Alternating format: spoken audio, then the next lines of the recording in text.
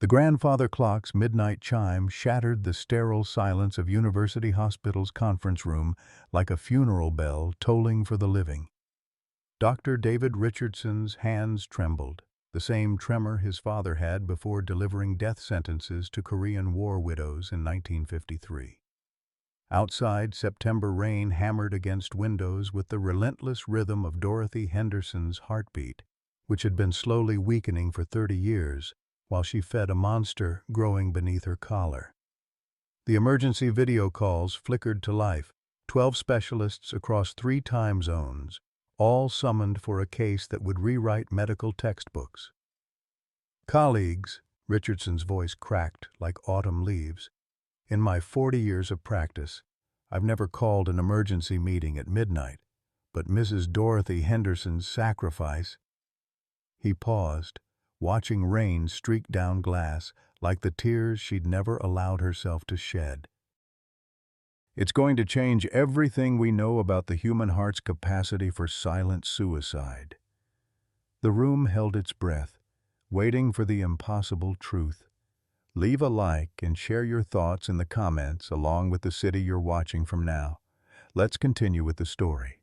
3 days earlier, Dorothy Henderson sat in her favorite armchair, the one with faded roses that matched her late husband Frank's eyes, watching Tuesday's golden light filter through lace curtains that had witnessed 5 decades of secrets.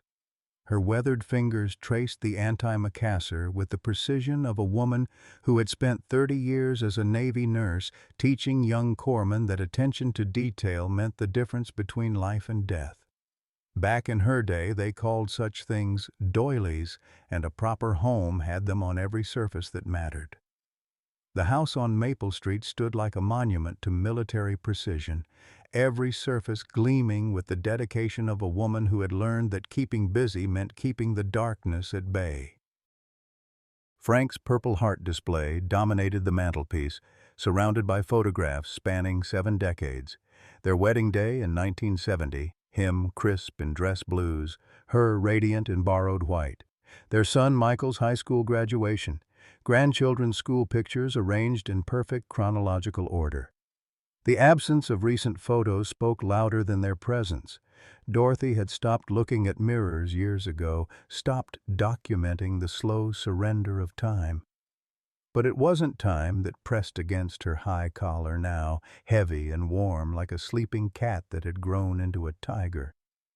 The mass had been her secret companion for 30 years, discovered during those endless nights when Frank fought his own war against Agent Orange, his body betraying him cell by cell while she held his hand and pretended her own discovery meant nothing. Someone had to be strong. Someone had to be the caregiver, not the one needing care. At 75, Dorothy carried herself with the quiet dignity of a generation raised on rationed sugar and unconditional service. Silver-haired and barely 5'2", she moved through her modest 2-bedroom home with the careful choreography of a woman hiding pain behind purpose. The carefully arranged scarves that never varied, the way she favored her left shoulder, the gradual narrowing of her world to grocery runs on Tuesdays and church on Sundays, all evidence of a life slowly constricting around an unspoken truth. Her granddaughter Sarah would arrive soon for their weekly ritual. Dr. Sarah Mitchell, 34 and brilliant, carried the family tradition of healing in hands that were gentler than Dorothy's had ever been allowed to be. Pediatrics suited Sarah. Children responded to her natural warmth, her ability to make the frightening familiar. She brought lemon cookies every Tuesday, the same recipe Dorothy had taught her when Sarah was small enough to stand on kitchen chairs and measure flour with more enthusiasm than accuracy. Outside, September painted the Ohio suburbs in shades of amber and rust, the kind of afternoon that whispered of endings and new beginnings. Dorothy touched her collar unconsciously, feeling the weight that had become as familiar as breathing. She had diagnosed herself decades ago with the confidence of a woman who had seen every variation of human frailty, convinced it was nothing more than a sebaceous cyst that would resolve itself given time and prayer. She had been wrong about many things, but never about the power of silence to protect the people you love. The lemon cookies arrived at precisely 2:30, carried in the familiar Tupperware container that had survived 3 decades of Tuesday afternoons. Sarah's key turned in the lock with the practiced ease of someone who had been making this journey since medical school, when these visits were stolen hours between rotations and residency requirements. Now, as an attending pediatrician at Children's Hospital, she guarded these Tuesdays like sacred ground. "Grandma Dorothy?" Sarah's voice carried the musical lilt that had charmed countless frightened children into accepting vaccinations and swallowing bitter medicine. She found Dorothy exactly where she expected, in the rose-patterned armchair, hands folded in her lap like a prayer, afternoon light casting shadows that seemed deeper than usual across her weathered features. Dorothy's smile bloomed with genuine warmth, the kind that had once reassured terrified young sailors in naval hospitals from Pensacola to San Diego. "Right on time, sweetheart. I put the kettle on when I heard your car in the driveway." But Sarah's trained eyes caught what others might miss: the slight shortness of breath in Dorothy's greeting, the way her grandmother's hand flew instinctively to her throat before settling back in her lap, the careful positioning of the silk scarf, navy blue with tiny anchors that never seemed to vary regardless of weather or occasion. Small details that accumulated like evidence at a crime scene, pointing toward a truth neither of them had acknowledged. They performed their usual ritual: tea poured from Dorothy's good china, the set she'd received as a wedding gift and saved for special occasions that had gradually expanded to include every Tuesday Sarah could manage. The lemon cookies disappeared with commentary about Sarah's love life, her work at the hospital, the state of the world that seemed to grow more confusing each passing year. Dorothy's questions came with the precision of a woman who had spent decades extracting information from reluctant patients, while Sarah's responses carried the practiced deflection of someone who had learned early that her grandmother worried enough for both of them. But today felt different. Sarah watched Dorothy's careful movements, the way she tilted her head slightly to the left, the subtle strain around her eyes that spoke of discomfort carefully concealed. When Dorothy reached for her teacup, Sarah noticed the tremor, so slight it might have been dismissed as age, except Sarah knew her grandmother's hands had remained steady through everything life had thrown at them. "Grandma," Sarah said softly, setting down her cup with the deliberate care of someone approaching dangerous territory, "you're not sleeping well, are you?" Dorothy's laugh carried decades of practiced deflection. "Sleep is overrated when you reach my age, dear." "I get by just fine with less. You've lost weight. My appetite isn't what it used to be. Nothing tastes quite right anymore. And you're breathing differently." The silence stretched between them like a bridge neither wanted to cross. Dorothy's hand moved unconsciously to her collar, adjusting the scarf with movements worn smooth by repetition. In that gesture, Sarah saw 30 years of careful concealment, of secrets carried with the discipline of a woman trained never to show weakness. "Sarah, darling, you're being dramatic. It's just the changing weather. September always makes me feel a bit off." But Sarah had inherited more than her grandmother's healing instincts. She had inherited her stubborn determination as well. Rising from her chair with the fluid grace of someone accustomed to examining reluctant patients, she approached Dorothy with the gentle authority that made her so effective with frightened children. "I need to look at your neck, Grandma." The words hung in the air like incense, heavy with implications neither of them wanted to face. Dorothy's hand pressed protectively against her throat, her eyes widening with something that might have been fear or might have been relief that the moment had finally arrived. "There's nothing to see, sweetheart. Just an old woman's vanity." "Grandma." Sarah's voice carried the quiet firmness she used when a child was hiding an injury out of misplaced bravery. "Please." Dorothy's resistance crumbled the way it always did when faced with genuine concern wrapped in unconditional love. Her fingers fumbled with the scarf's carefully arranged folds, 30 years of practiced concealment undone by 3 words spoken with infinite tenderness. The mass that revealed itself defied Sarah's medical training and personal preparation. The size of a softball, it pressed against Dorothy's collar with the weight of accumulated decades, the skin stretched taut and slightly discolored around its circumference. Sarah's breath caught in her throat, professional composure battling with granddaughter's terror. "Oh, Grandma," she whispered, her hands hovering uncertainly over the growth that had been stealing her grandmother's life, one imperceptible degree at a time. "How long?" Dorothy's voice emerged as barely a whisper, carrying 30 years of accumulated shame and sacrifice. "Since your grandfather was sick. It was small then, just a tiny bump I found during one of those endless nights at his bedside. I thought it was nothing. I've seen thousands of cysts in my career. But Frank needed me to be strong, needed me to be the healthy one. Someone had to hold everything together." Sarah's medical training warred with family loyalty, professional protocol clashing with personal terror. The growth was massive, integrated into surrounding tissue with the complexity of decades. It should have been addressed years ago, should have been monitored and managed before reaching this impossible size. "After he died," Dorothy continued, her voice gaining strength as the truth finally found air, "I told myself I'd take care of it eventually. But eventually became next month, then next year, then I suppose I got used to carrying it, like carrying his memory." Sarah's hands trembled as she reached for her phone, her fingers automatically dialing the number that connected her to University Hospital's emergency consultation service. But before the first ring, Dorothy's hand closed over hers with surprising strength. "Not yet, sweetheart. Give me 48 hours to prepare myself. Then we'll face whatever comes together." The 48 hours stretched like an eternity, measured in heartbeats and second thoughts. Dorothy sat in her kitchen Wednesday morning, watching steam rise from her coffee cup like prayers she couldn't form into words. The house felt different now that her secret had been spoken aloud, lighter somehow, yet heavy with the weight of decisions that could no longer be postponed.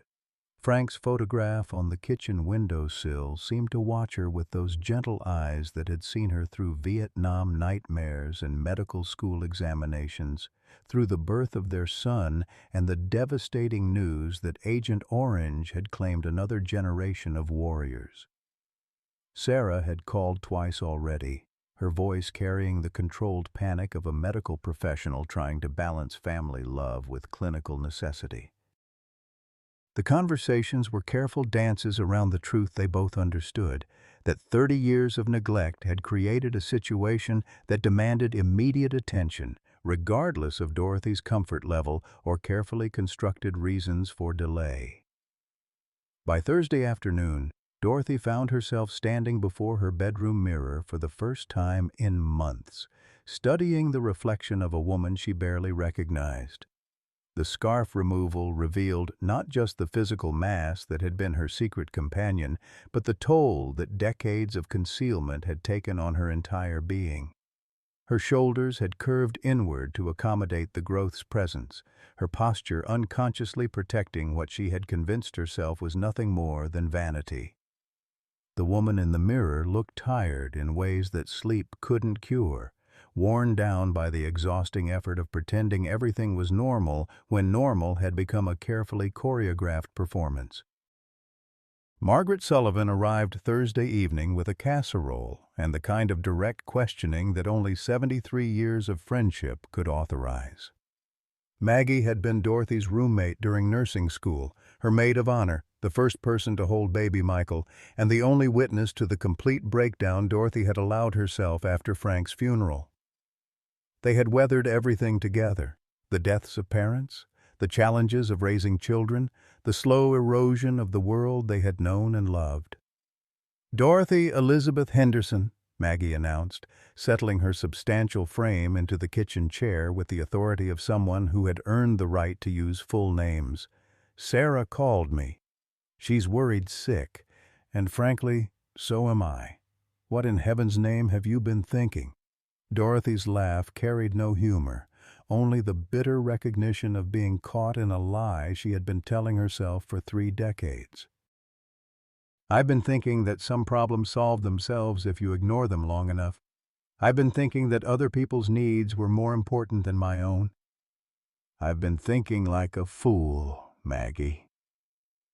Maggie's expression softened with the understanding that comes from watching someone you love make decisions that seem incomprehensible from the outside, but perfectly logical from within the maze of grief and responsibility.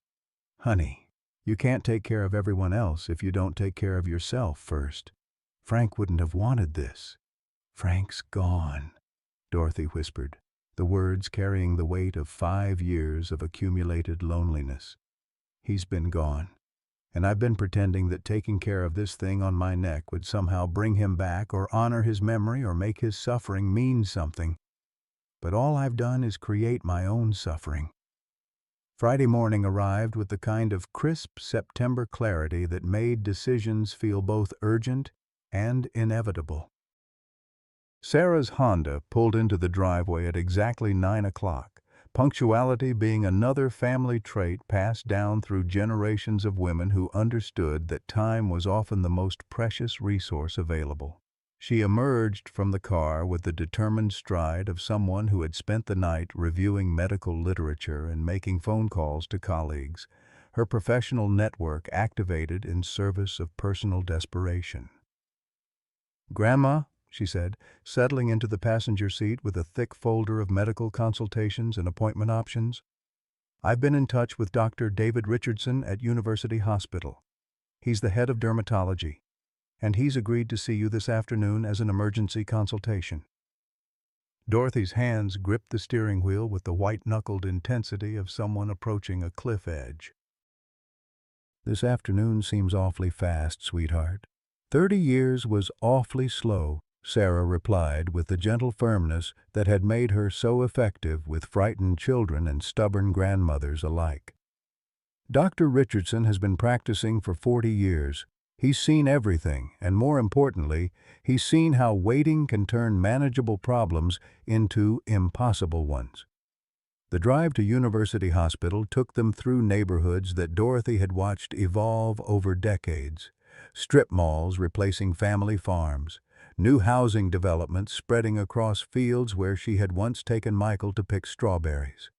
The landscape of her life had changed gradually, almost imperceptibly, the same way the mass on her neck had grown from a barely noticeable bump to something that now affected her breathing, her sleep, her ability to swallow comfortably.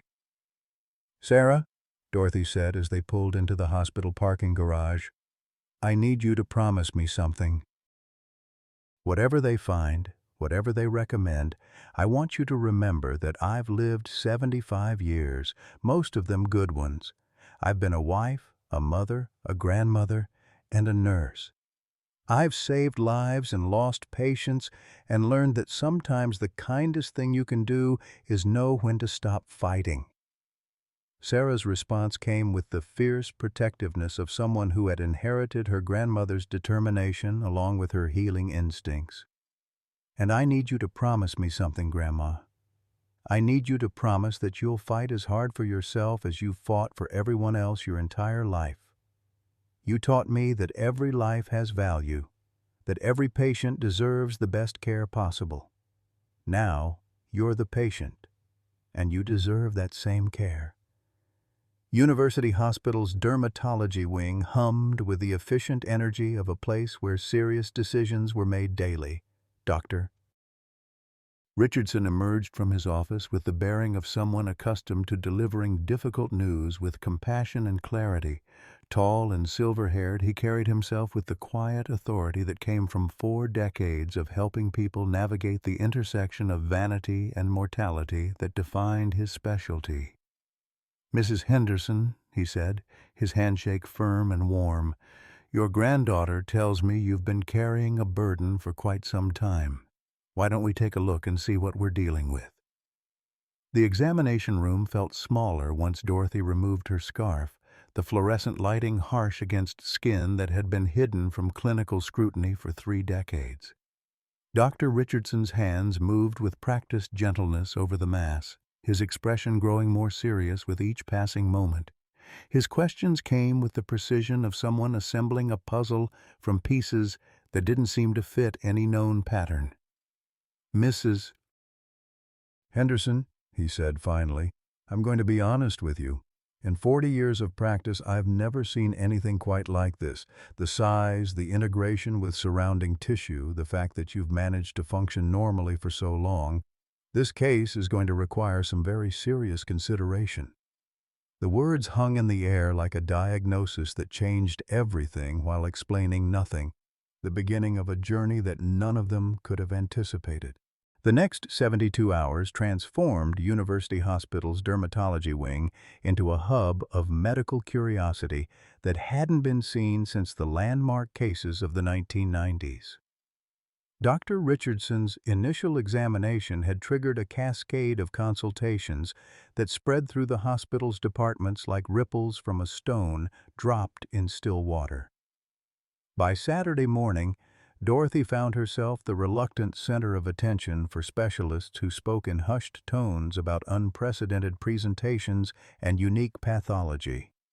The CT scan results arrived first, delivered by a radiologist whose 20-year career had prepared him for many things, but not for the images that Dorothy's neck had produced.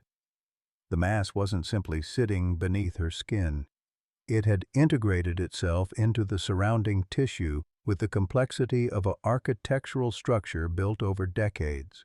Blood vessels had grown around and through it, creating a vascular network that defied easy surgical intervention. The imaging revealed what Dr. Richardson had suspected during his examination. This wasn't just a large cyst that could be simply removed. This was something that had become part of Dorothy's anatomy. "Mrs. Henderson," Dr. Richardson explained, pointing to the ghostly white shapes on the computer screen, "what we're seeing here is remarkable from a medical standpoint, but concerning from a treatment perspective. Your body has essentially incorporated this growth into its normal functioning. The blood supply, the way it's positioned relative to major vessels in your neck, removing it is going to require very careful planning." Sarah sat beside her grandmother, medical training warring with family emotion as she studied the images that revealed 30 years of her grandmother's secret. "What kind of timeline are we looking at for treatment options?" "That's where things get complicated, Doctor," Richardson admitted, his honesty carrying the weight of someone who had learned that false reassurance helped no one. "I've consulted with oncology, vascular surgery, and plastic reconstruction. Everyone agrees that this case requires a multidisciplinary approach, but there's significant disagreement about the best course of action." The oncology consultation came Monday morning, delivered by Dr. Patricia Chen, whose specialty in head and neck cancers had made her the natural choice for Dorothy's case. Her examination was thorough and gentle, her questions probing but compassionate. The biopsy result she carried would determine whether Dorothy was facing a complex but manageable surgical challenge or something far more serious. "The good news," Dr. Chen announced, settling into the chair across from Dorothy with the measured calm of someone accustomed to delivering life-altering information, "is that the tissue is completely benign. No cancer, no malignancy, no immediate threat to your life from the growth itself." Dorothy's sigh of relief filled the room like a prayer answered. 30 years of suppressed fear finally finding release. But Dr. Chen's expression suggested that good news was often complicated by other considerations. "The concerning news," she continued, "is what this growth has been doing to your overall health over the past 3 decades. The blood work shows chronic anemia, protein deficiency, and metabolic indicators that suggest your body has been working much harder than it should to maintain normal function. In essence, Mrs. Henderson, You've been slowly starving while feeding this mass." Sarah's sharp intake of breath punctuated the silence that followed. Her grandmother's gradual weight loss, the increasing fatigue, the way food had lost its appeal over recent years, all of it suddenly made terrible sense. Dorothy had been sacrificing her body's resources to sustain something that gave nothing back, a biological metaphor for the way she had lived her entire life. The vascular surgery consultation brought Dr. Michael Torres, whose expertise in complex neck procedures made him the obvious choice for understanding the surgical challenges Dorothy's case presented. His review of the imaging studies took 3 days, consultations with colleagues across the country, and ultimately a recommendation that would change the trajectory of Dorothy's treatment. "Mrs. Henderson," Dr. Torres explained, "the integration of this mass with your vascular system is unlike anything in the current medical literature. We're not just talking about removing a growth, we're talking about essentially reconstructing part of your neck's blood supply. The risk factors are significant, but so is the risk of leaving things as they are." The hospital had become Dorothy's second home by the end of the first week, the sterile corridors and hushed conversations replacing the familiar comfort of her kitchen table and Tuesday afternoon visits. Sarah had essentially moved into the family waiting area, her own patients managed by colleagues who understood that sometimes family emergencies required the complete reorganization of professional responsibilities. It was during one of these long waiting periods that Dorothy met Eleanor Jameson, an 80-year-old woman who had been dealing with her own medical mysteries for the better part of a decade. Eleanor's presence in the dermatology wing stemmed from a series of skin conditions that had baffled specialists across 3 states, but her resilience and humor had made her something of a legend among the nursing staff. "Honey," Eleanor said, settling into the chair beside Dorothy with the careful movements of someone whose body had betrayed her in multiple ways, "I've been coming to this place longer than some of the residents have been alive. What I've learned is that doctors know a lot, but they don't know everything. And sometimes the most important thing is to remember that you're not just a collection of symptoms walking around in a hospital gown." Dorothy found herself drawn to Eleanor's perspective, the hard-won wisdom of someone who had navigated the medical system while maintaining her sense of self. Their conversations became the bright spots in days filled with tests and consultations, 2 women who had spent their lives caring for others finally learning to advocate for themselves. "The thing is," Eleanor continued during one of their waiting room sessions, "these doctors see the disease, but they don't always see the person carrying it. They want to fix what's wrong, which is admirable, but sometimes they forget to ask what you want to be fixed, or if you want to be fixed at all." Dorothy's laugh carried a recognition that had been building throughout the week of consultations. "You know what's funny? I spent 30 years as a nurse taking care of other people, and I never once considered that I might have preferences about my own medical care. I just assumed that whatever the doctors recommended would be what I should do." By Thursday of the second week, the consultations had generated a small library of reports, recommendations, and treatment options that ranged from aggressive surgical intervention to careful monitoring with supportive care. Dr. Richardson had scheduled what he called a case conference, a meeting of all the specialists who had examined Dorothy, designed to create a unified treatment plan that balanced medical necessity with patient preferences. "Mrs. Henderson," he said, "before we present our recommendations, we need to understand what your goals are. What does a successful outcome look like from your perspective? What are you hoping to achieve, and what risks are you willing to accept?" The question hung in the air like incense, heavy with implications that Dorothy hadn't fully considered. For 30 years, she had lived with the assumption that ignoring the problem was the same as solving it. Now, faced with medical expertise that could address the growth but couldn't guarantee the outcome, she found herself confronting choices that had no clear right answers. "Doctor," Dorothy said, her voice carrying the strength that had sustained her through decades of caring for others. "I'm 75 years old. I've buried my husband, raised my children, and had the privilege of watching my granddaughter become a healer in her own right. I've lived a full life, but I'd like to live a little longer if possible. However, I don't want to spend whatever time I have left being a patient instead of a person."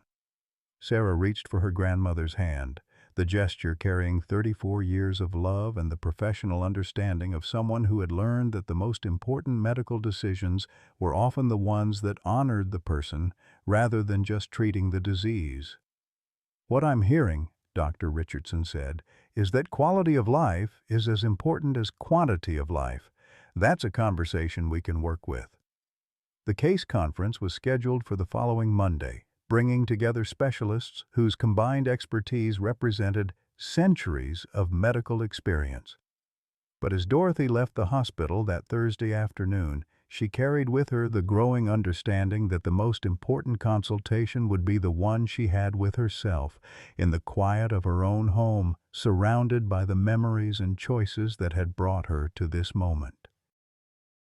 The weekend passed in a blur of phone calls from relatives who had learned about Dorothy's situation through the family network that had sustained them through previous crises. Her sister Martha called from Phoenix, her voice carrying concern across 2,000 miles.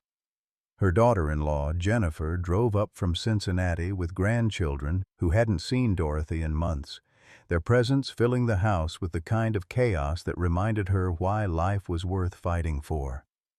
By Sunday evening, as Dorothy sat in her rose-patterned armchair watching the last light fade from her garden, she understood that the medical conference would determine the technical aspects of her care. But the decision about how to proceed, that would be hers alone to make. The case conference convened at precisely 8 o'clock Monday morning in University Hospital's largest conference room, a space typically reserved for medical education and grand rounds presentations. Dr. Richardson had assembled what he privately considered the most impressive collection of medical expertise he had seen in his 40-year career.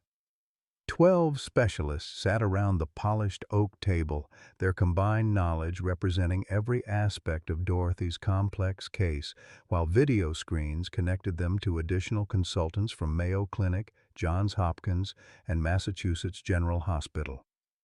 Dorothy entered the room with Sarah at her side, her navy blue dress carefully chosen to project dignity and strength, her ever-present scarf arranged with the precision of someone who had spent decades perfecting the art of concealment. The sight of so many white coats gathered on her behalf was both humbling and overwhelming. She had never imagined that her 30-year secret would generate such intense medical interest. "Mrs. Henderson," Dr. Richardson began, his voice carrying the formal tone reserved for presentations that would influence medical literature for years to come. "We've gathered this morning to discuss your case because it represents something we've never encountered before. The growth you've carried for 3 decades has created a medical situation that challenges our understanding of how the human body adapts to long-term foreign tissue presence." Dr. Patricia Chen rose first, her oncology report delivered with the precision of someone accustomed to discussions where every word carried weight. "From a cancer standpoint, Mrs. Henderson, your pathology results are unambiguously positive. The tissue is completely benign, a complex sebaceous cyst that has calcified and developed its own internal structure over time. However, the metabolic impact on your system has been significant. Blood work indicates chronic nutritional depletion consistent with your body diverting resources to maintain this growth for 30 years. Sarah's hand found Dorothy's beneath the conference table, offering silent support as the medical implications of 3 decades of neglect were laid out in clinical terms.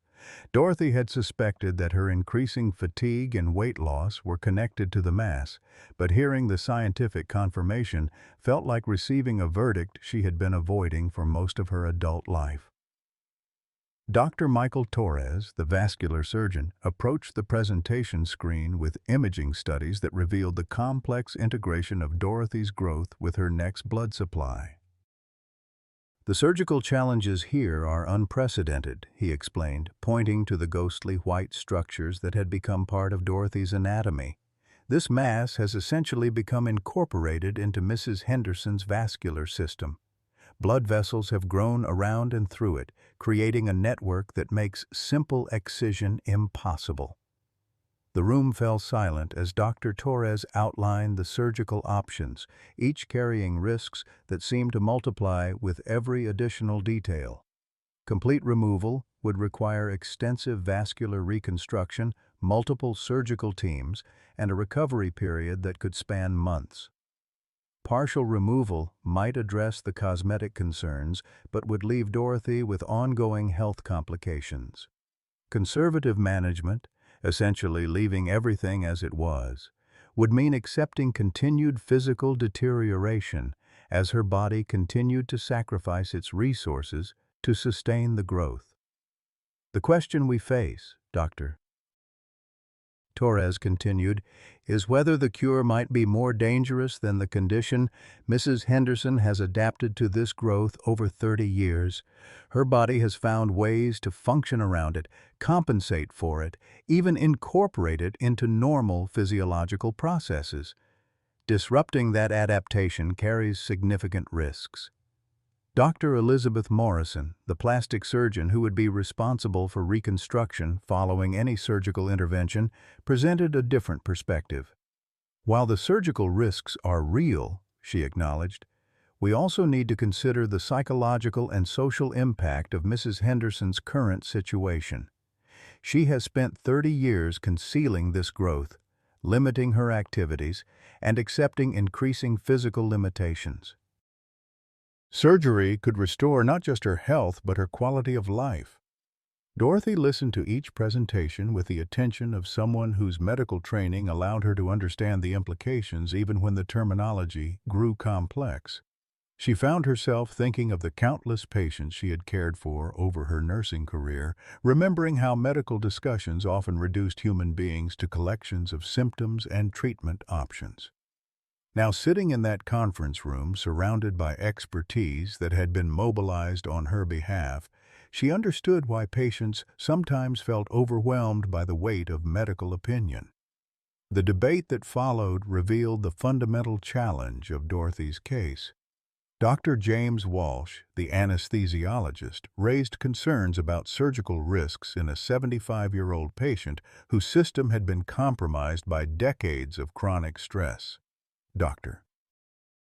Sarah Kim, the endocrinologist, presented data suggesting that Dorothy's metabolic challenges could be managed medically without surgical intervention. Dr. Robert Martinez, the infectious disease specialist, warned about post-surgical complications in cases involving such extensive tissue reconstruction. As the discussion continued, Dorothy realized that the medical team was essentially debating the value of her remaining years, whether the potential benefits of surgery justified the risks to whatever time she had left. The conversation felt surreal, like listening to strangers plan a life that belonged to her but seemed somehow separate from the woman sitting in the conference room chair. "Doctors," Dorothy said, her voice cutting through the medical discussion with the authority of someone who had spent decades making life and death decisions. "I appreciate everything you've shared this morning. Your expertise is remarkable, and I'm grateful for the time you've invested in understanding my situation. But I have a question that hasn't been addressed." The room fell silent. 12 of the country's leading medical specialists turning their attention to the elderly woman whose case had brought them together. Dr. Richardson nodded encouragingly, recognizing that the most important perspective had yet to be heard. "What I want to know," Dorothy continued, "is not what you think I should do, but what options exist that would allow me to live the remainder of my life as Dorothy Henderson, not as a patient. I've been a patient for exactly 2 weeks, and while I understand the medical necessity, I don't want to spend whatever time I have left defined by this growth or by efforts to remove it. Sarah squeezed her grandmother's hand, recognizing the strength that had sustained Dorothy through decades of caregiving and sacrifice. This was the woman who had held their family together through Frank's illness, who had worked double shifts to pay for medical school, who had never once complained about the burden she carried for others. Dr. Richardson leaned forward, his expression showing the respect that came from recognizing a patient who understood the difference between medical possibility and personal priority. Mrs. Henderson, what you're asking about is something we call patient-centered care. It means designing a treatment plan around your goals and values, not just around the medical problem. Exactly, Dorothy replied.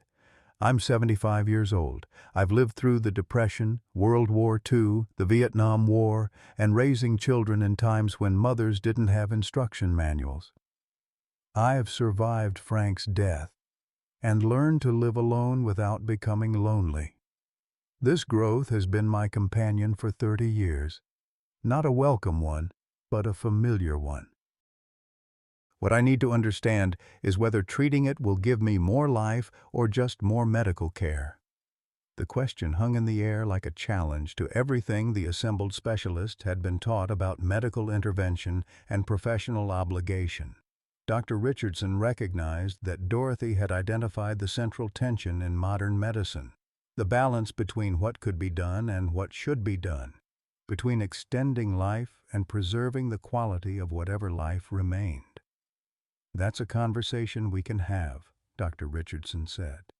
But it's a conversation that needs to include not just medical possibilities, but your personal priorities, your family situation, and your own understanding of what makes life meaningful.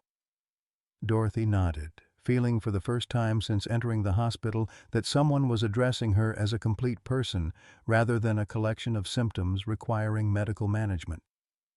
Then let's have that conversation.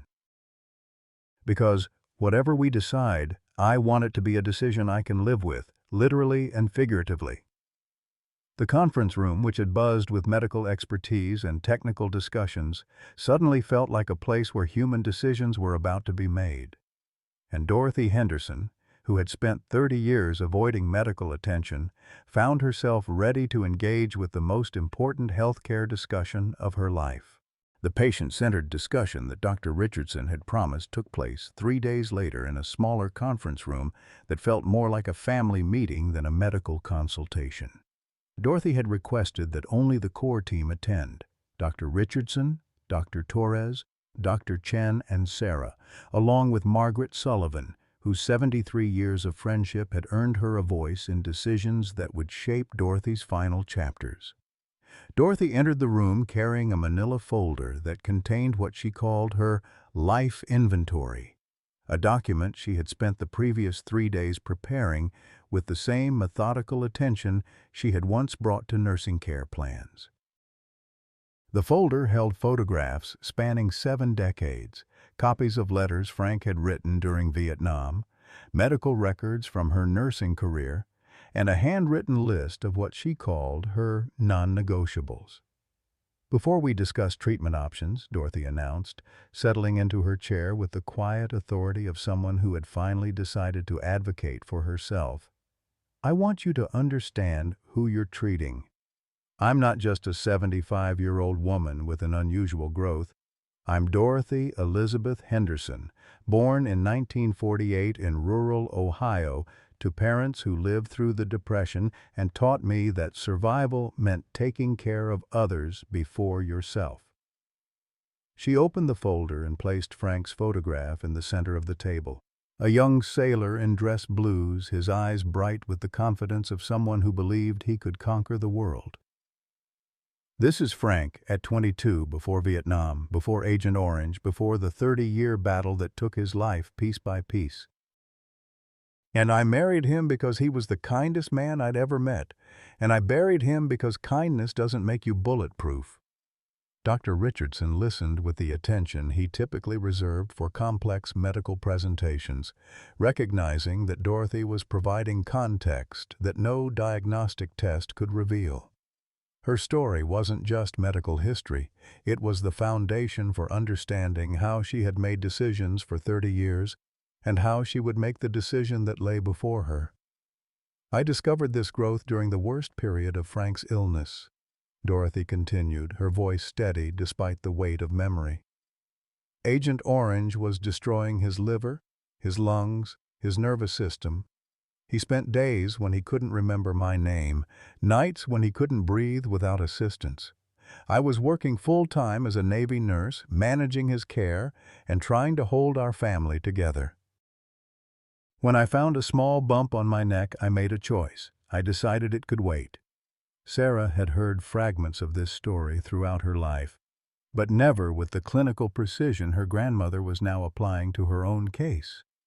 The family mythology had always painted Dorothy as impossibly strong, capable of handling any crisis with grace and determination.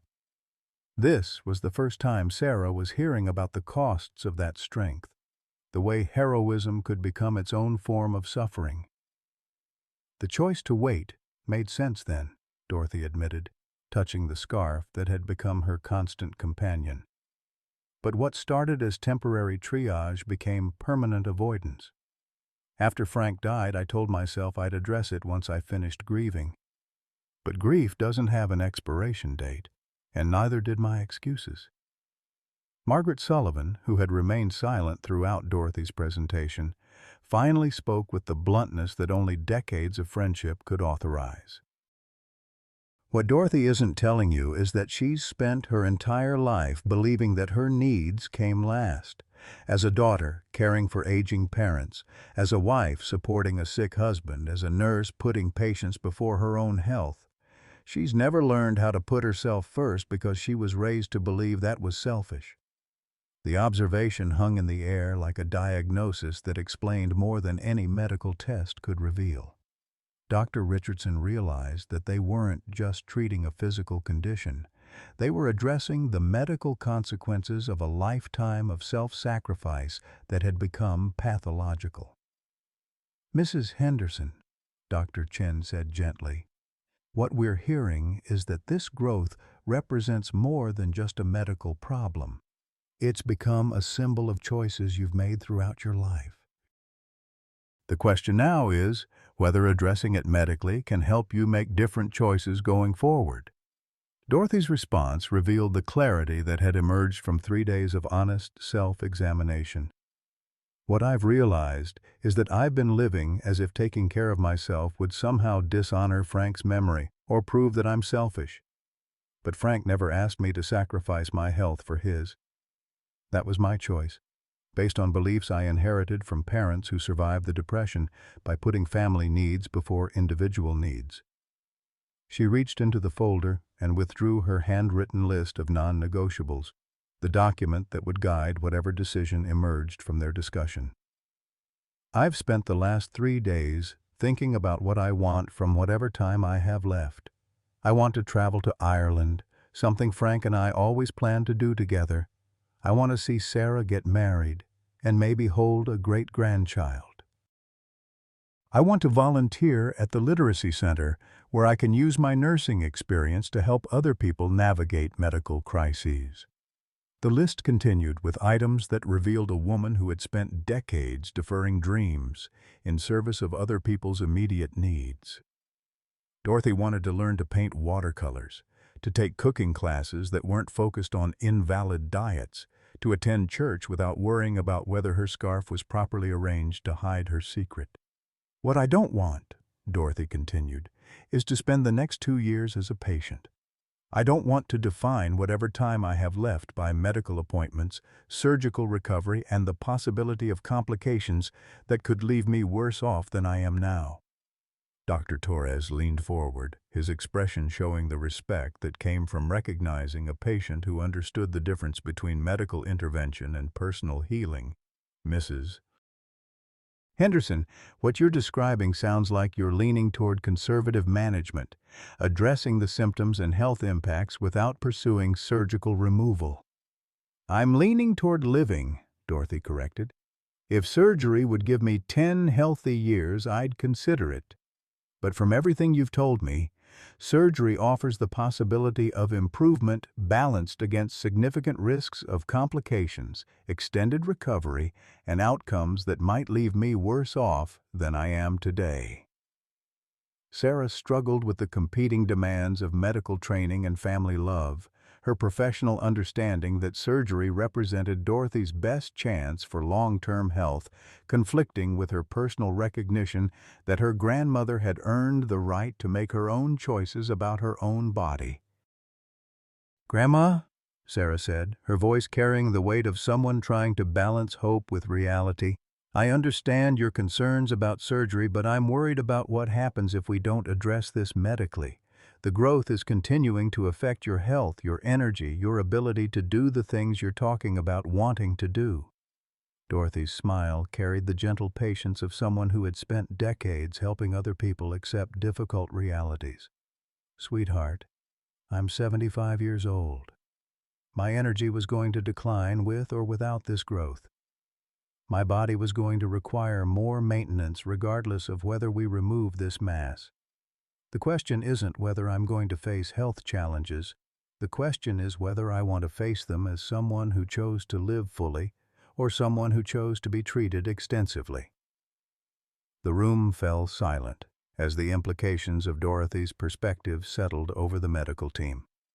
Doctor Richardson realized that she was challenging the fundamental assumption that drove most medical decision-making, the belief that extending life was always preferable to accepting the natural limitations that came with aging. "What we're hearing," Dr. Richardson said carefully, "is that you're choosing quality of life over quantity of life, relationship over medical intervention, acceptance over aggressive treatment." "I'm choosing to be Dorothy Henderson instead of a patient with an unusual growth," Dorothy replied. "I've been a patient for 2 weeks, and while I'm grateful for everything you've done, I don't want to be a patient for the rest of my life. I want to be a grandmother, a friend, a volunteer, a woman who finally learned to put herself first by choosing how to spend her remaining time." The decision that emerged from that conversation would reshape not just Dorothy's treatment plan, but the way the medical team thought about patient autonomy and the meaning of successful healthcare outcomes. The tragedy began not with dramatic collapse or emergency room sirens, but with the quiet deterioration that comes when hope meets the immutable reality of human frailty. Dorothy's choice to pursue conservative management had seemed wise and dignified during the conference room discussions, but the following weeks revealed the cruel mathematics of medical compromise. Every decision carried costs that couldn't be fully calculated until they came due. Within 10 days of declining surgery, Dorothy experienced what Dr. Richardson would later describe as a cascade failure, where multiple systems that had been compensating for 30 years of strain began to falter simultaneously. It started with her voice, a subtle hoarseness that she initially attributed to autumn allergies. By the second week, the hoarseness had progressed to difficulty swallowing, then to breathing complications that left her exhausted after simple conversations. Sarah found her grandmother on a Tuesday morning, their sacred visiting day, sitting in her rose-patterned armchair but unable to speak above a whisper. The mass that had remained stable for 3 decades was suddenly growing with frightening speed, pressing against Dorothy's airway with increasing pressure. The woman who had survived the depression, buried a husband, and maintained her independence through sheer force of will was being defeated by something she had carried unknowingly for most of her adult life. "Grandma," Sarah whispered, kneeling beside the chair where Dorothy sat, struggling for each breath. "We need to get you to the hospital. This isn't something we can manage at home anymore." Dorothy's eyes conveyed what her voice could no longer express, the terror of someone who had spent her entire life in control, suddenly finding herself at the mercy of forces beyond her influence. The conservative approach that had seemed so reasonable 10 days earlier now felt like a death sentence delivered in slow motion, each passing hour bringing new limitations and increasing discomfort. The emergency room at University Hospital became a scene of controlled crisis as Dr. Richardson assembled the same team that had participated in Dorothy's case conference. But the woman they examined bore little resemblance to the dignified patient who had advocated so eloquently for her right to choose conservative treatment. In 10 days, Dorothy had lost 12 pounds. Her skin had taken on the grayish pallor of someone whose system was failing, and her breathing required conscious effort that left her exhausted.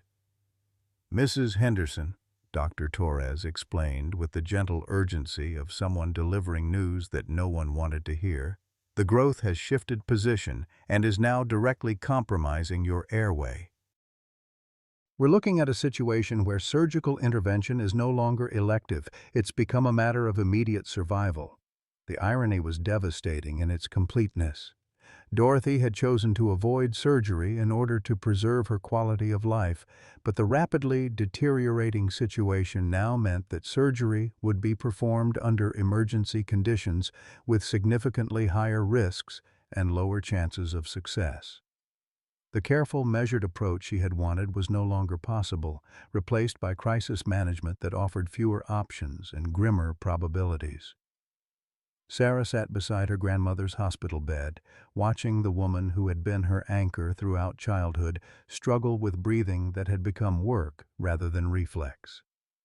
The strong hands that had taught Sarah to knead bread and tie shoelaces now trembled with the effort of pressing the call button for nursing assistance. The voice that had sung lullabies and read bedtime stories was reduced to whispered words that came at the cost of precious breath. "I was wrong," Dorothy managed to whisper during one of their conversations, each word carefully rationed like currency in a poverty-stricken economy. "I thought I was choosing life over medicine, but I was choosing death over hope." The family conference that followed brought together relatives who had been scattered across 3 states, all of them struggling to understand how Dorothy's situation had deteriorated so rapidly. Margaret Sullivan drove up from Cincinnati, her own health challenges forgotten in the face of her oldest friend's crisis. Dorothy's sister, Martha, flew in from Phoenix, carrying guilt over years of distance and conversations that had focused on everything except the secret Dorothy had been carrying. Dr. Richardson addressed the family with the honesty that came from 40 years of helping people navigate impossible decisions. "The emergency surgery we're recommending carries significant risks, higher than they would have been 10 days ago, much higher than they would have been if we had proceeded when Mrs. Henderson's condition was stable. But at this point, surgery represents her only chance for survival." The numbers he presented were stark and unforgiving. Emergency surgery under current conditions offered a 60% chance of survival, with significant risks of complications that could leave Dorothy permanently disabled. Without surgery, Dorothy would likely survive less than a week as the mass continued to compromise her breathing. Sarah found herself in the impossible position of advocating for the surgery her grandmother had refused while honoring the autonomous decision-making that had led to this crisis. Medical training told her that immediate intervention was essential, but family love demanded respect for Dorothy's wishes, even when those wishes had led to catastrophic consequences. "Grandma," Sarah said, taking Dorothy's hand with the gentleness she used with her youngest patients, "you have to decide what you want us to do. The doctors can explain the medical options, but this decision has to be yours." Dorothy's response came after a long pause filled with the labored breathing that had become the soundtrack of her days. "I want to live," she whispered, the words carrying the weight of someone who had finally understood the difference between existing and living. "I want to fight. I want the surgery."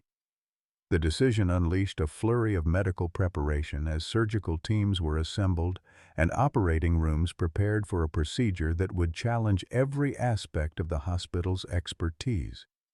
Dr. Torres would lead the vascular reconstruction, Dr. Morrison would handle the plastic surgery, and Dr. Walsh would manage anesthesia for a patient whose compromised condition made every aspect of the surgery more dangerous. But it was Dr. Richardson, who delivered the news that transformed tragedy into something approaching devastation. The final pre-surgical imaging revealed that the mass had not simply grown. It had begun to calcify in ways that made surgical removal exponentially more complex. What had been a difficult but manageable procedure 10 days earlier had become a surgical challenge that pushed the boundaries of medical possibility. "Mrs. Henderson," Dr. Richardson said, his voice carrying the weight of someone who had spent a career delivering impossible news, "I need to be completely honest with you about what we're facing. The changes in your condition over the past 10 days have created surgical challenges that we didn't anticipate. The success rate I quoted earlier, we need to revise that downward." The new numbers were devastating in their stark reality. Emergency surgery now offered a 30% chance of survival, with high probability of complications that could leave Dorothy dependent on life support. The conservative approach she had chosen to preserve her quality of life had led to a medical crisis that offered only the possibility of survival at any cost. Dorothy closed her eyes, her breathing shallow and labored, as she absorbed the mathematics of her own mortality. The woman who had spent 30 years believing she could manage this problem through willpower and determination now faced the consequences of choices that had seemed reasonable until they became catastrophic. "I need to talk to Frank," she whispered, her words so quiet that Sarah had to lean close to hear them. "I need to remember what he really said." The hospital room fell silent except for the mechanical sounds of monitoring equipment that measured the gradual failure of systems that had sustained Dorothy for 75 years. Outside the window, October rain fell with the steady persistence of tears that would outlast the grief that caused them. In the hallway, family members who had rushed to Dorothy's bedside found themselves grappling with decisions that had no good outcomes, only choices between different forms of loss. The woman who had held their family together through previous crises was now the center of a crisis that threatened to tear apart everything she had spent her life building. Dr. Richardson stood at the nurses' station, reviewing surgical protocols for a procedure that would either save Dorothy Henderson's life or provide a dignified conclusion to a medical situation that had spiraled beyond anyone's ability to control. In 40 years of practice, he had never faced a case where a patient's attempt to preserve autonomy had led so directly to the loss of all meaningful choices. The tragedy was complete in its irony. Dorothy Henderson, who had spent her life caring for others, now faced death as a consequence of finally trying to care for herself. The reversal came not through medical intervention or technological breakthrough, but through the kind of human connection that transcends the boundaries between professional expertise and personal healing. As Dorothy lay in her hospital bed that October evening, struggling with breathing that had become increasingly labored, a conversation was taking place 3 floors above her in the office of Dr. Elena Rodriguez, a surgeon whose reputation had drawn her from Mayo Clinic to consult on cases that challenged conventional medical wisdom. Dr. Rodriguez had arrived that afternoon carrying a file thick with research papers and case studies that she had been compiling for the past 48 hours. Her specialty in what she called integrated mass removal had developed from 15 years of treating patients whose medical conditions defied standard surgical approaches. More importantly, she had spent those years developing techniques that honored both the medical complexity of unusual cases and the human complexity of patients who had lived with their conditions long enough for them to become part of their identity. "Dr. Richardson," she said, settling into the chair across from him with the quiet confidence of someone who had spent her career making impossible surgeries possible. "I've reviewed Mrs. Henderson's case extensively, and I believe we're approaching this from the wrong perspective. We've been thinking about removing a foreign growth when we should be thinking about preserving a woman who has adapted to extraordinary circumstances." The distinction might have seemed semantic to someone outside the medical profession, but Dr. Richardson understood immediately that Dr. Rodriguez was proposing a fundamental shift in surgical philosophy. Instead of aggressive removal that treated Dorothy's growth as an enemy to be defeated, she was suggesting a collaborative approach that worked with Dorothy's body rather than against it. The imaging studies show something remarkable, Dr. Rodriguez continued, spreading Dorothy's scans across the desk like a map of uncharted territory. Mrs. Henderson's cardiovascular system hasn't just adapted to this mass, it's incorporated it into a new normal that has sustained her for 30 years. Traditional surgical approaches would destroy that adaptation and force her body to rebuild itself at age 75. My approach preserves the adaptation while addressing the immediate threats. The technique she described sounded like something between surgery and sculpture, a careful process of reducing the mass while preserving the vascular network that had grown around it. Instead of complete removal, she proposed what she called therapeutic reduction, removing enough tissue to restore normal breathing and swallowing while leaving intact the blood supply that Dorothy's body had spent 3 decades developing. The success rate? Dr. Richardson asked, though he could already see in Dr. Rodriguez's expression that the numbers were dramatically different from the grim statistics they had been discussing with Dorothy's family. 95% survival with minimal complications, Dr. Rodriguez replied. The procedure takes longer, 8 to 10 hours instead of 4, but it works with the patient's anatomy instead of against it. More importantly, recovery time is measured in weeks, not months, and patients typically experience immediate improvement in breathing and swallowing. The conversation that followed revealed why Dr. Rodriguez had developed her unconventional approach. Her own grandmother had died following traditional surgery for a condition that could have been managed through less aggressive intervention. That personal loss had driven her to develop techniques that prioritized patient outcomes over surgical orthodoxy, methods that had saved hundreds of patients who might not have survived conventional approaches.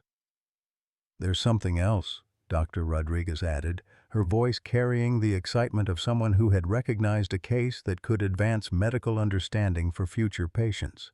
Mrs. Henderson's situation is unprecedented in the medical literature. Her body's adaptation to this growth represents a kind of biological innovation that we don't fully understand. Studying her case during surgery could provide insights that help other patients facing similar challenges.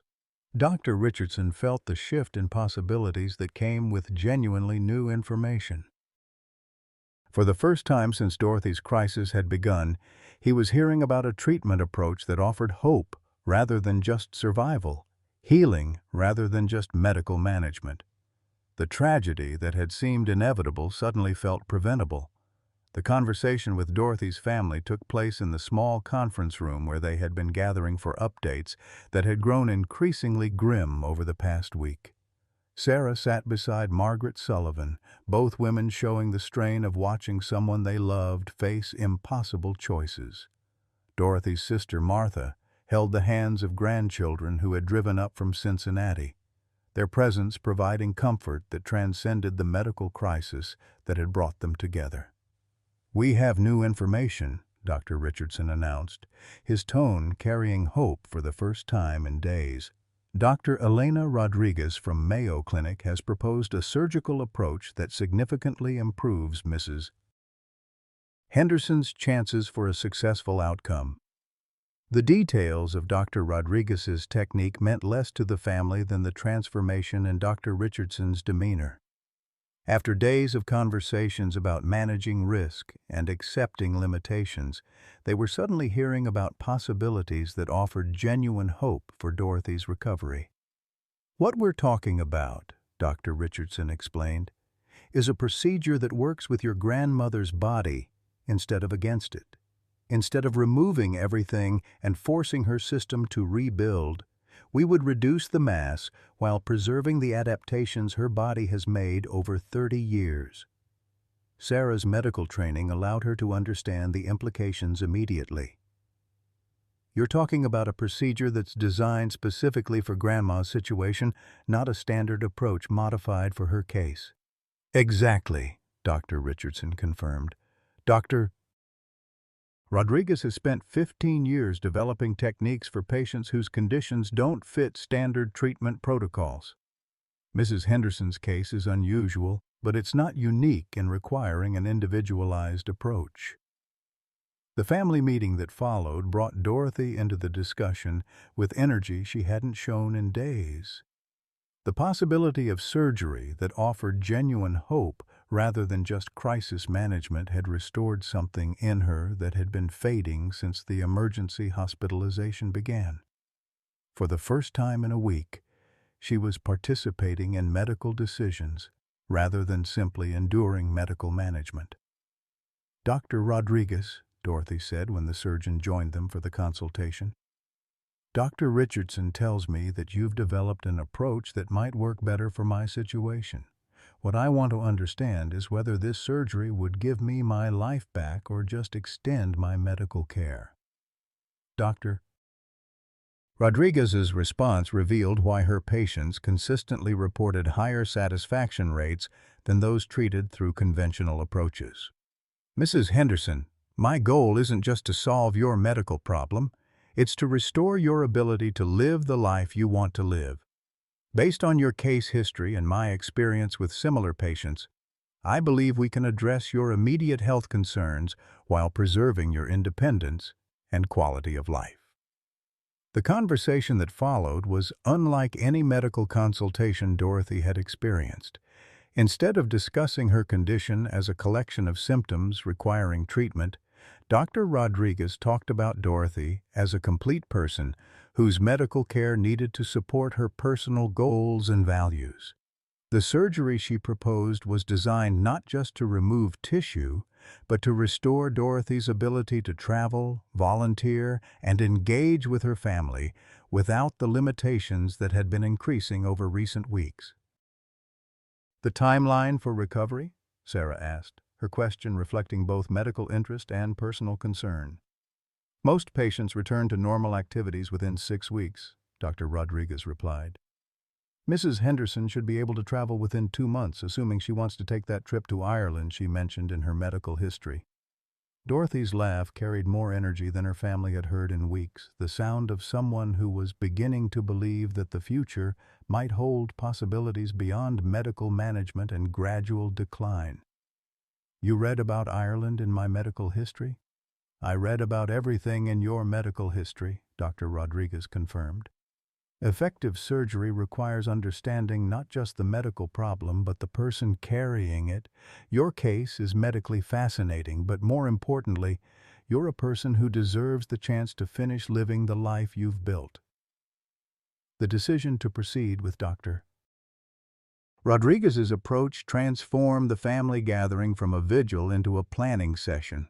Instead of discussing end-of-life preferences, they found themselves talking about recovery timelines and post-surgical activities.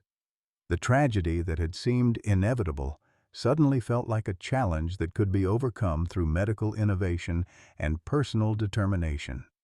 As Dorothy signed the surgical consent forms that evening, she understood that she was agreeing not just to a medical procedure but to a collaboration between her body's remarkable adaptations and Dr. Rodriguez's surgical expertise. For the first time in 30 years, she was choosing to trust medical care that honored both her condition and her autonomy. The tragedy was transforming into something that might yet become a triumph. The surgery began at 6 o'clock on a Thursday morning when autumn light was just beginning to filter through the hospital windows, casting long shadows across corridors that had witnessed countless moments of human triumph and tragedy. Dr. Elena Rodriguez entered Operating Room 7 with the focused calm of someone who had spent 15 years perfecting techniques that honored both medical necessity and human dignity. Behind her came a team of specialists who had been assembled not just for their expertise, but for their willingness to embrace an unconventional approach that prioritized Dorothy's long-term well-being over surgical orthodoxy. Dorothy had spent the previous evening surrounded by family members whose presence transformed her hospital room into something resembling a celebration rather than a medical vigil. Sarah had brought photographs spanning 7 decades of family history, creating a visual reminder of the life Dorothy was fighting to preserve. Margaret Sullivan had arrived with a thermos of coffee and stories that reached back to nursing school, when they had been young women convinced they could heal the world through determination and compassion. Dorothy's sister Martha had flown in from Phoenix carrying their mother's rosary, a tangible connection to the faith that had sustained their family through previous crises. The pre-surgical preparation revealed the meticulous planning that Dr. Rodriguez brought to cases that challenged conventional medical wisdom. Instead of the rushed emergency procedures that Dorothy had been facing, this surgery proceeded with the careful precision of someone who understood that success required working with the patient's body rather than against it. The anesthesia protocol had been modified to account for Dorothy's compromised respiratory system, while the surgical plan incorporated real-time imaging that would allow the team to preserve vital structures while addressing the immediate threats to her health. As Dorothy was wheeled into the operating room, she carried with her not just the hopes of her family, but the accumulated wisdom of 75 years spent caring for others and finally learning to care for herself. The woman who had discovered a small bump on her neck 30 years earlier during the darkest period of her husband's illness was now trusting her life to medical professionals who understood that healing required more than technical expertise. It required recognition of the person beneath the patient. The surgical procedure that followed would later be described in medical journals as a masterpiece of individualized care. But in the moment, it unfolded as 8 hours of careful collaboration between Dr. Rodriguez's expertise and Dorothy's remarkable physiology. The mass that had grown to dominate Dorothy's neck was reduced with painstaking precision, each cut calculated to preserve the vascular network that her body had spent 3 decades developing. Instead of the aggressive removal that traditional surgery would have required, Dr. Rodriguez performed what she called a therapeutic sculpture, reshaping the growth while maintaining the blood supply that had become integral to Dorothy's survival. The breakthrough came during the 4th hour of surgery, when imaging revealed something that astonished even Dr. Rodriguez's experienced team. Dorothy's body had not simply adapted to the growth, it had created what amounted to a secondary circulatory system that had been compensating for cardiovascular challenges that might otherwise have proved fatal. The mass that had seemed like a medical problem was actually part of an ingenious biological solution that Dorothy's body had developed without conscious direction. "What we're seeing here," Dr. Rodriguez announced to the surgical team, "is the human body's remarkable capacity for adaptation. Mrs. Henderson's system created this vascular network to ensure adequate blood flow despite the presence of the mass. Removing it completely would eliminate a compensatory mechanism that's been keeping her alive." The revelation transformed the surgery from a procedure designed to remove a problem into an operation that preserved a solution while addressing its unintended consequences. Dr. Rodriguez's technique allowed her to reduce the mass enough to restore normal breathing and swallowing while maintaining the cardiovascular adaptations that had sustained Dorothy for 30 years. It was surgery that honored both medical science and the wisdom of Dorothy's own body. In the family waiting room, Sarah paced the corridors with the restless energy of someone whose medical training provided enough knowledge to understand the complexity of what was happening, but not enough control to influence the outcome. Margaret Sullivan sat in the corner chair, knitting with the steady rhythm of someone who had learned that keeping her hands busy helped quiet an anxious mind. Martha clutched their mother's rosary with the fierce concentration of someone calling upon every source of strength and hope she could access.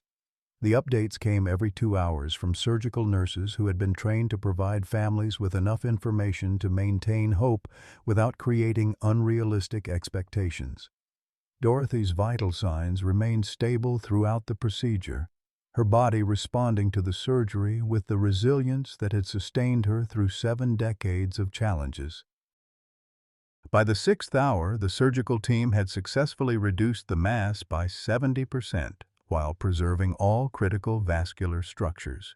Dr. Rodriguez emerged from the operating room at 2:30 that afternoon with the quiet satisfaction of someone who had achieved something remarkable without claiming more credit than the moment deserved. Her surgical scrubs showed the evidence of 8 hours spent performing work that required both technical precision and artistic vision, while her expression carried the calm confidence of someone who understood that the most important part of Dorothy's journey was just beginning. The surgery was successful, she announced to the assembled family, her words carrying the weight of promises kept and hopes fulfilled. We were able to reduce the mass significantly while preserving the cardiovascular adaptations that Mrs. Henderson's body had developed.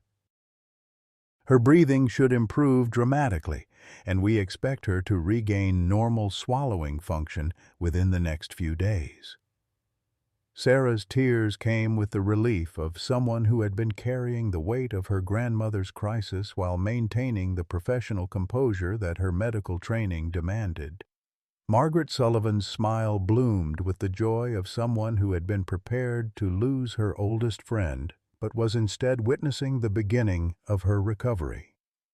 Martha's prayers of gratitude filled the waiting room with the sound of faith confirmed and hope rewarded. The recovery that followed exceeded everyone's expectations, including Dr. Rodriguez's optimistic projections. Dorothy emerged from anesthesia with breathing that was clearer than it had been in years, her voice strong enough to ask for water and express gratitude to the nurses who had monitored her throughout the procedure.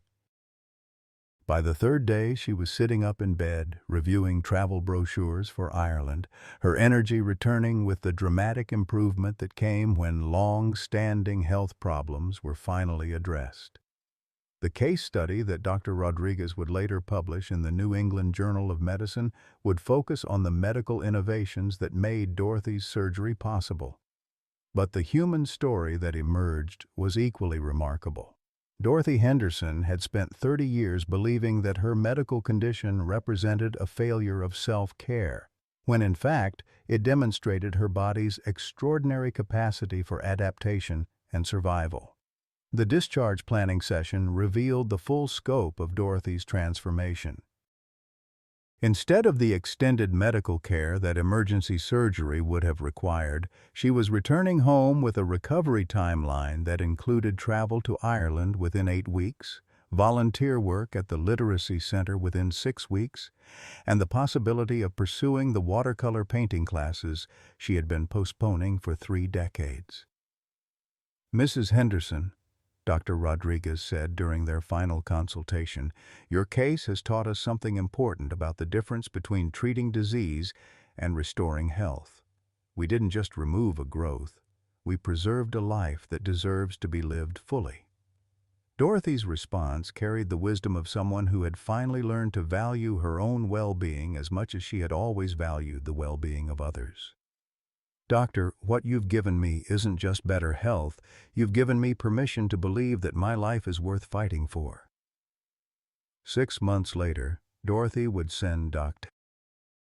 Rodriguez a postcard from County Cork, Ireland, showing the cliffs of Moher under a brilliant blue sky. The message on the back would read simply, "Some crossings lead you exactly where you need to be." For our readers who understand that life's most important chapters often begin after 55, Dorothy's story reminds us that it's never too late to choose ourselves, to seek help, and to believe that our lives are worth fighting for. How many of us have been carrying our own hidden masses, physical, emotional, or spiritual burdens we've convinced ourselves we can handle alone? What would change in your life if you finally decided to address that thing you've been putting off, believing everyone else's needs come first? Share your thoughts below. Your story might be exactly what someone else needs to hear today.